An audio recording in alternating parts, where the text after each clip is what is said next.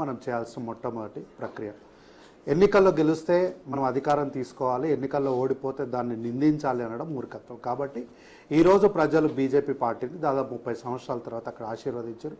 కాబట్టి అక్కడ ప్రభుత్వాన్ని ఏర్పాటు చేయబోతున్న బీజేపీ పార్టీకి, పార్టీలో సభ్యులైన మిత్రులకు, సోదరులకు కూడా హృదయపూర్వకంగా శుభాకాంక్షలు తెలియజేస్తున్నా. చక్కగా పాలించండి ఢిల్లీని. ఎందుకంటే ఢిల్లీ మన దేశ రాజధాని.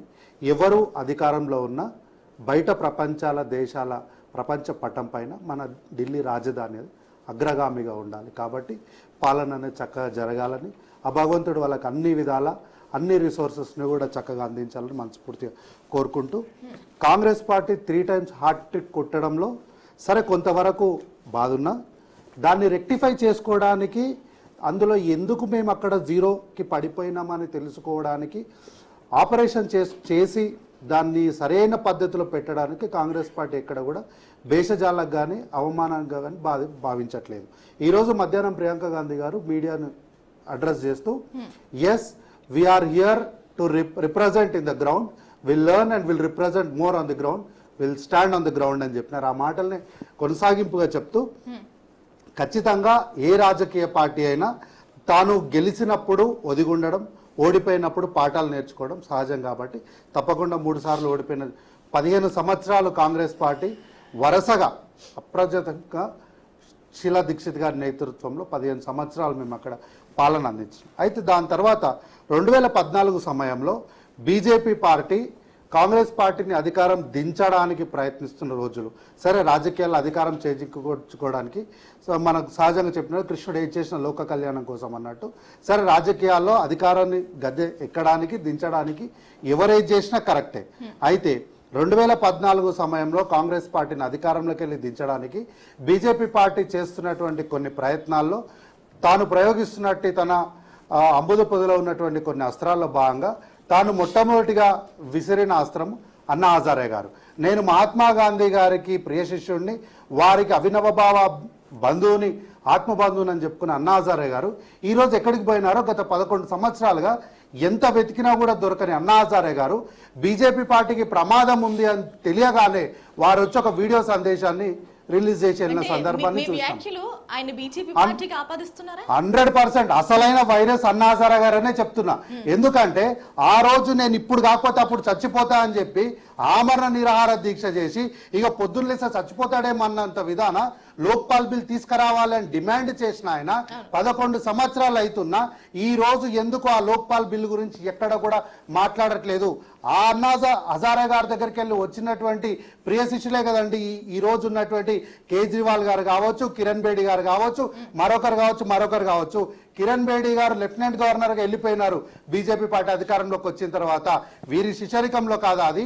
ఈ రోజు కేజ్రీవాల్ గారు ఆ రోజు పార్టీ ఎన్నికలకు పోతున్నప్పుడు నా దగ్గర డబ్బులు లేవు, మీరు ఛాయ్ తాగే డబ్బులు 10 రూపాయలు నాకు పార్టీకి చందాగా ఇవ్వండి అని చెప్పిన ఆయన ఈ రోజు పార్టీకి ₹1 కూడా ఎవరు అవసరం లేదు, నేనే చూసుకుంటా అనే స్థాయికి ఎగబాకినాడో దిగబాకినాడో మనం అర్థం చేసుకోవాలి.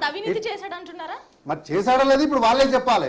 ప్రజలు ఒక తీర్పు ఇచ్చినప్పుడు మనం అది వాళ్ళు అవినీతి చేశారో లేదు వాళ్ళు ఇప్పుడు చెప్పాల్సిన అవసరం ఉంది ప్రజలకి.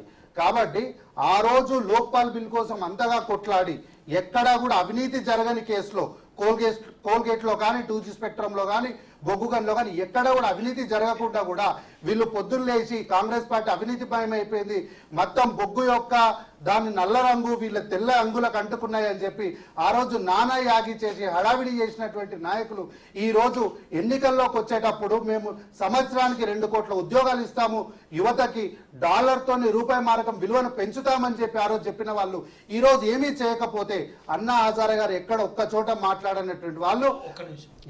రైతు ఉద్యమం నడిచినప్పుడు అన్నా హజారే మళ్ళీ తెరపైకి వచ్చి నేను దీక్ష చేస్తానని ప్రకటించి యూటర్న్ తీసుకున్నారు. దాన్ని కూడా ఇప్పుడు ఇట్లాంటి సందర్భాలు జరుగుతున్నప్పుడు, ఇంత తెలివిగా ఇంత వైట్ కాలర్ నేరం చేస్తున్నప్పుడు ఎందుకు మనం ఉపేక్షించాలి? పొందిండొచ్చు, ఆయన స్వాతంత్ర సమృద్ధిలో జరిగిండొచ్చు, ఆయన పాత్ర ఉండిండొచ్చు. అట్లా అని చెప్పి ఆయన తప్పులు చేసుకుంటూ పోతే యువతరం చూస్తూ ఊరుకోదు. తప్పును తప్పనే చెప్తాం, మంచి చేసిన వాళ్ళని ఖచ్చితంగా పూజిస్తాం. కాబట్టి ఈ రోజు కాంగ్రెస్ పార్టీ 0కి ఉందేమో ఒక రాష్ట్రంలో, కానీ కొన్ని సంవత్సరాల క్రితం అంటే 2024 కన్నా ముందు ఎన్నికలు జరిగినప్పుడు పార్లమెంట్ లో మీ పార్టీ ఎక్కడ ఉంది అని భూతద్దం పెట్టి వెతికినా దొరకదని చెప్పిన వాళ్ళకి ఈ రోజు స్వంతంగా 103 సీట్లతోని ఈ రోజు లీడర్ ఆఫ్ అపోజిషన్ గా రాహుల్ గాంధీ గారు కూర్చున్నారు. మేము 400 తెస్తాం, 400 కన్నా మించి వస్తాం పార్లమెంట్ కానీ ప్రగల్భాలు పలికిన వాళ్ళని 200 చిల్లరకు తీసుకొచ్చి కూర్చోబెట్టిన నాయకుడు రాహుల్ గాంధీ గారు.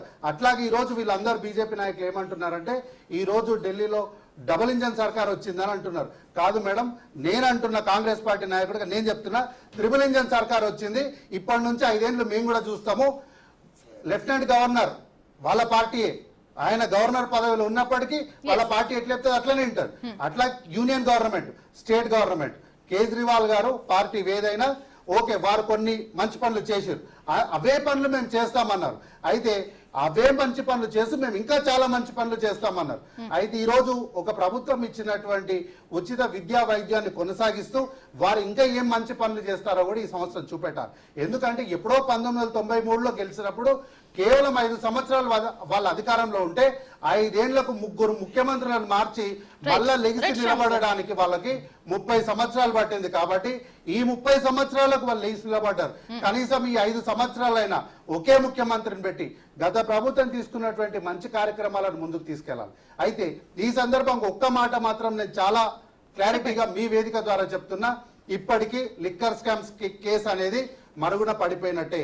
మన దేశంలో ఎన్నో కేసులు, ఎన్నో ఫైళ్లు కోట్లలో మూలలకు చెదలబట్టిపోయినట్లుగానే ఈ రోజు ఈ లిక్కర్ స్కామ్ కూడా చెదలబట్టబోతుంది. ఎందుకంటే ఈ రోజు ఢిల్లీలో అధికారంలోకి రావడంతో బీజేపీకి తాను అనుకున్నటువంటి గోల్ రీచ్ అయింది. కాబట్టి ఈ రోజు కాంగ్రెస్ పార్టీ ఎంతో కష్టపడి బయటికి తీసినటువంటి లిక్కర్ స్కామ్ ని వీళ్ళు ఈ రోజు మూలన పెట్టి ఎటువంటి చర్యలు కూడా భవిష్యత్తులో కేజ్రీవాల్ పైన కానీ ఎవరిపైన కూడా ఎటువంటి చర్యలు తీసుకోరు. ఎందుకంటే ఆ పార్టీలో చేరినా ఆ పార్టీ టార్గెట్ రీచ్ అయినా వాషింగ్ పౌడర్ నిర్మాణం. కాబట్టి ఇటువంటి పరిస్థితుల్లో చక్కగా పాలించాలి. అంతేగాని ప్రజలకు గతంలో వాళ్ళు ఇచ్చినటువంటి దేశంకి ఇచ్చినటువంటి హామీల మాదిరిగా ఇక్కడ కూడా ఎగ్గొడితే ప్రజాస్వామ్యంలో ఖచ్చితంగా కాంగ్రెస్ పార్టీ చూసుకుంటే. ఎందుకంటే ఈ రోజు 3 సార్లు 0 వచ్చింది, మీరు ఎక్కడున్నారని అడుగుతున్నారు కదా. వచ్చే ఎన్నికల్లో చూడండి, ఖచ్చితంగా కాంగ్రెస్ పార్టీ అధికారంలోకి వచ్చేలాగా చేశాం. ఎందుకంటే తెలంగాణ రాష్ట్రంలో కల్వకుంట్ల తారక రామారావు అత్యంత అహంకారంగా మాట్లాడారు. పెళ్లి చేసుకుంటే 9 నెలల పిల్లలు పుడతారు బట్టన్న మీ పార్టీ అధికారంలోకి రాదు అన్నారు. లేచి నిలబడి కొడితే ఈ రోజు గిలగిల కొట్టుకుంటూ ఒక విచారణకు రమ్మంటే 100 మంది కార్యకర్తలను ఎంటేసుకొని వెళ్తున్నటువంటి సందర్భాన్ని ఈ రోజు మనం చూస్తూ ఆఖరికి లాస్ట్ కి కేటీఆర్ గారు ఎక్కడికి వచ్చినారంటే రోడ్డు మీద పిల్లలు కిటికీలకు వెళ్ళి చూస్తే కూడా దాన్ని వీడియో తీసి పబ్లిసిటీ చేసుకునేటువంటి దుస్థితికి ఈ రోజు దిగజారిపోయారు వాళ్ళు. రైట్ గాంధీ గారు, అసలు మీ పార్టీ విన్ అవ్వడానికి రీజన్స్ అంటే టాప్ 5 ఏం చెప్తారు? టాప్ 5 చెప్తాను. ముందు కాంగ్రెస్ మిత్రుడు కొన్ని వారు చెప్పిన దానికి చెప్తాను. ఖచ్చితంగా వారు అన్నట్టు ఏదో అంటా ఉన్నారు, ఏమన్నా లిక్కర్ స్కామ్ అది మరుగున పడిపోతుంది, అది ఇది ఏ మాత్రం ఇది కాదు. బీజేపీకి ఎప్పుడు వాడుకోవాలో తెలుసనేది వాళ్ళ వెంటనే లెఫ్టినెంట్ గవర్నర్ వెంటనే ఆదేశాలు ఇచ్చి ఆ సెక్రటరియట్ నుంచి ఒక్క ఫైల్ కూడా బయటకు పోవద్దని వెంటనే సెక్రటరియట్ పూర్తిగా సీజ్ చేసి ఒక ఫైల్ కూడా పోవద్దు అని చెప్పి ఖచ్చితంగా అలాగే నరేంద్ర మోడీ గారే చాలా బహిరంగ సభలో చెప్పినట్టు ప్రకారం అరవింద్ కేజ్రీవాల్ మీద 100% స్ట్రిక్ట్ వేస్తాము. ఆయన మీద ఏదైతే ఆయన ఆరోపణలు ఉన్నాయో ఆయన చేసిండో ఖచ్చితంగా శిక్ష కూడా దాంట్లో ఏమాత్రం సందేహం లేదు. ఇక టాప్ 5 మీరు అన్నారు, గెలవడానికి గల కారణాలు ఏంది అది ఇది అంటే అందులో సరే భారతీయ జనతా పార్టీగా మేము విశ్లేషించి చెప్తా ఉన్నాము. సరే జరిగిన దాంట్లో వీళ్ళు మనకు కనబడతా ఉంది, పిక్చర్ క్లియర్ కనబడతా ఉంది. వీళ్ళు ఢిల్లీలో దోస్తాని గల్లీలో దుష్మని చేసారు, అది మాకు కలిసి వచ్చింది.